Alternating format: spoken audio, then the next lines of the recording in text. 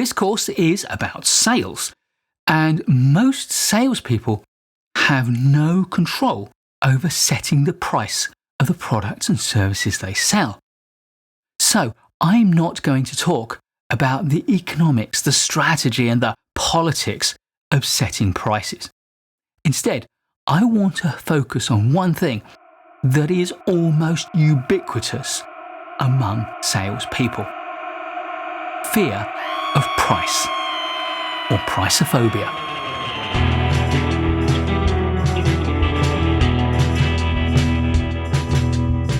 The more your product is a commodity, servicing a simple basic need of the customer, then the more price sensitive your customers are likely to be. And if your customer only buys on price, then there is no need to sell. Just set the lowest price you can, show them your product, and let them make their decision. Frankly, if it beats your competitor's best price, then you'll make the sale, and if it doesn't, you won't. Happily though, most customers, most people, most businesses are not interested in just buying the cheapest product or service that they can. Nor, however, are they keen to buy the most expensive. What they want is the one that offers them the best value for money, providing that it is, to them, affordable. People buy based on their perception of value. The challenge is understanding what drives their perception of value and how value differs in the eyes of different beholders. So, your job as a salesperson is to address that perception of value. Everything else is secondary. So, sell your products, sell your services on their value, and don't be too concerned about price.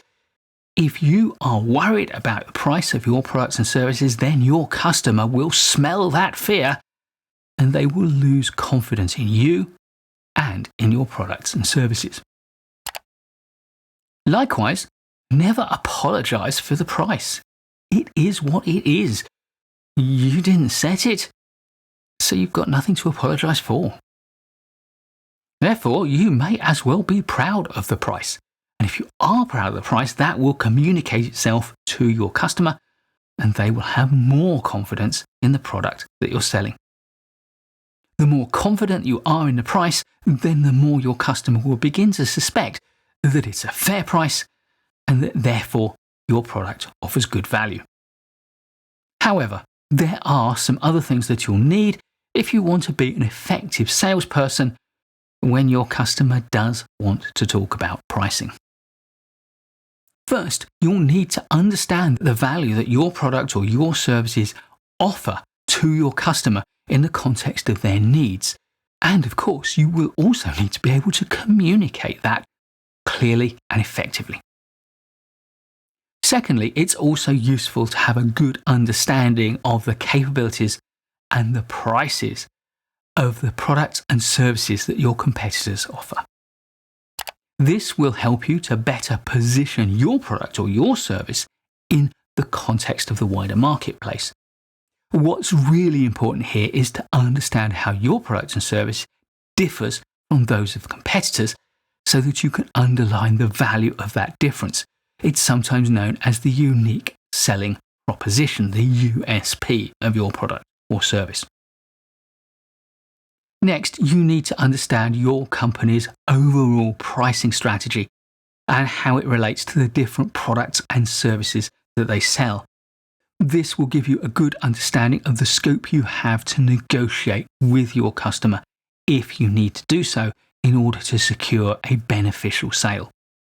And by beneficial sale, I mean a sale where you receive enough payment to make it worthwhile to you as an organization. Fourth, as always, it pays to understand psychology, and in particular, the psychology of a customer. How do people perceive value? how do people make buying decisions? What triggers them to either buy or to reject a purchase? What's the best way to set a price and to frame that price? And how can you best frame the value proposition of the product and services you have? People have all sorts of biases, all sorts of shortcuts in thinking that mean that if you understand them, you can cut through the way they think and make your message as powerful as possible. And finally, at number 5, you also need to understand how to negotiate. Now, I'm not going to talk about the process of negotiation because we have a whole course on it, and I'll put a link to that playlist, to that course, in the description that goes with this video. That course includes discussion of how to handle objections to a sale and also how to handle counter offers. This will allow you to negotiate a beneficial price which both parties can be happy with. Please do give this video a like if you've learned from it or if you've enjoyed it.